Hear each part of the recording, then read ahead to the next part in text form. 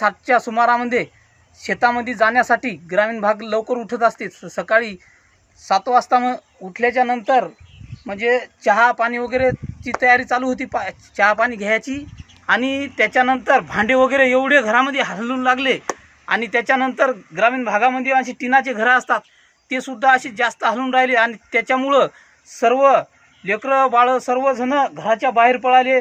त्याच्यानंतर जनावरं हे ते सर्व बाहेर, आणि एवढे म्हणजे कुत्र्या सगळं जनावरं सर्व म्हणजे बाहेर आले।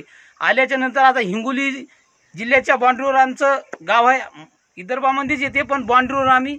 आणि ही घटना दुसऱ्यांदा घडलेली आहे, तरी एवढी मोठी घटना झाली, कुठलेही आम्हाला बुवा तुम्ही कसं झालं काय झालं कुठलाही अधिकारी का कोणी आम्हाला विचारा आल्या नाही सुद्धा, ग्रामसेवक नाही कोणीच नाही।